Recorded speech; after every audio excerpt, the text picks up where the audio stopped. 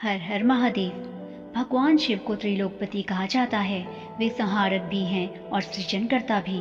उनकी हर लीला में, उनके हर रूप में जीवन का गहरा संदेश छिपा है।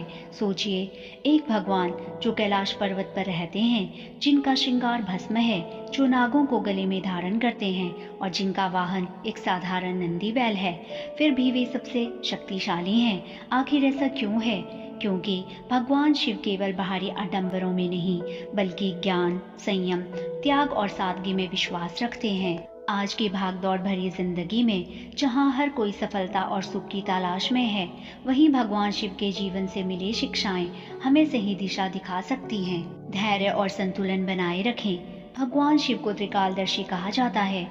वो भूत, भविष्य और वर्तमान तीनों को जानते हैं, लेकिन इसके बावजूद वे हर स्थिति में संयम और धैर्य बनाए रखते हैं। इससे यह सीख मिलती है कि जीवन में कठिनाइयां आए तो धैर्य ना खोएं, सही समय पर सही निर्णय लें और भावनाओं को संतुलित रखें। सादगी में ही असली ताकत होती है।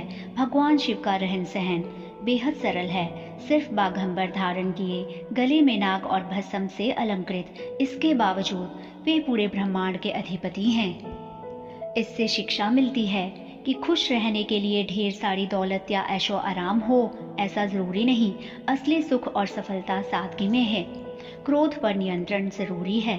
शिव को रुद्र कहा जाता है, यानी जब वे क्रोधित होते हैं तो संहार कर सकते हैं, लेकिन वे कभी भी बिना कारण क्रोध नहीं करते, और जब भी क्रोधित होते हैं तो वह किसी अच्छे उद्देश्य के लिए होता है। इससे सीख मिलती है कि क्रोध स्वाभाविक है, लेकिन इसे बेवजह दूसरों पर निकालने की बजाय सही दिशा में उपयोग करें। समानता और निष्पक्षता को अपनाएं। शिव न किसी को ऊंचा समझते हैं, न किसी को नीचा। वे देवताओं के भी देव हैं, लेकिन उनके गणों में भूत, पिशाच, नाग और सभी प्रकार के प्राणी शामिल हैं। इससे सीख मिलती है, जाति, धर्म, अमीरी, गरीबी से ऊपर उठकर हर व्यक्ति को सम्मान दें। त्याग और बलिदान में ही सच्ची महानता है।